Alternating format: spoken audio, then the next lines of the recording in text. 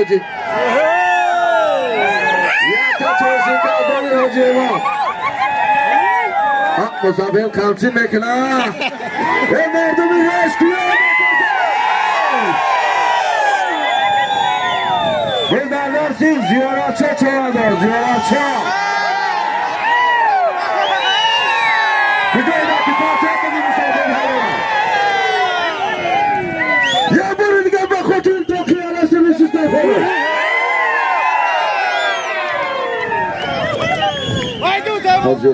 مسافر دکر کورش مولی کیم بیش آخدو ها مایمی شده خوب نیمت چلبر دورینه مسافر نگاه های بوکاده چه کجیگه دربارش کشول پیش بینم آئی ککی این نقم مسافر ده این همه کسی آواز که مسافر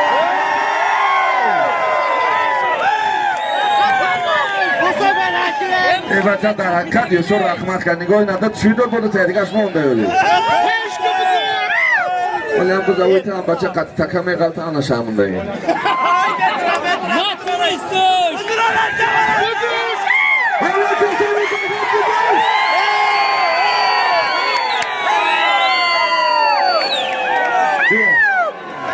بابا جیرچه بیا جسی رو کت کنیم بعد عبدالخلیل جلیلوف از بنام پلنگ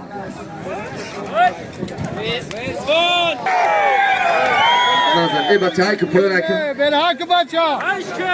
پول نمیکنید 200 تومان پول یک کار بکنم بینی میدون چین کنین دوره کنم خب 100 آفرین بگوز را شد چند رفتی؟ 67 تا 70 موزی 40 سالو را ریسیم در اینجا شما خسته نمیتونم و خلوی کار شوخی نیست در این سین و سال 4 کروگ میدان دادن به چلبر 100 آفرین توفه شد داده یک تا توزیع کردن حاجی ما مسافر قمچین میکنه به مردمی رشکیه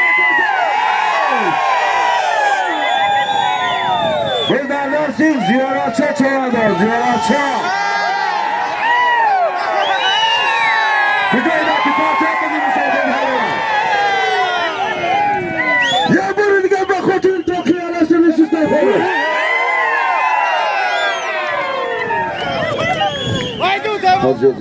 مسافر دکر کورش مولی کیم بیش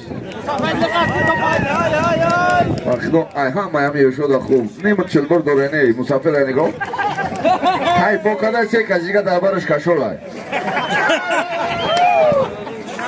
پیش بینم آئی ککی این نقم مسافر ده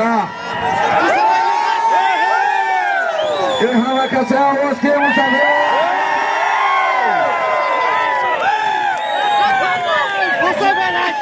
ای بچه در حقیقت یه سر رحمت کرد نگاهی نداد چی دار بوده تحریکش مونده یادی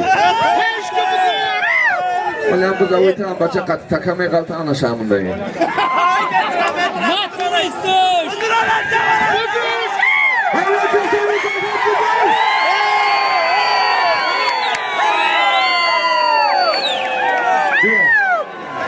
بابا جیرچه بیا جسی رو کت کنیم بعد عبدالخلیل جلیلوف از بنام پلنگ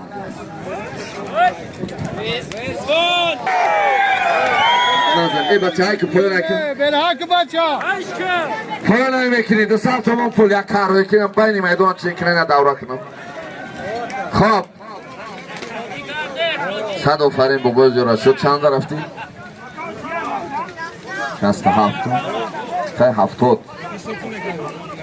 موزی 40 سالو را ریسیم در اینجا شما خسته نمیتونم و خلوی کار شوخی نیست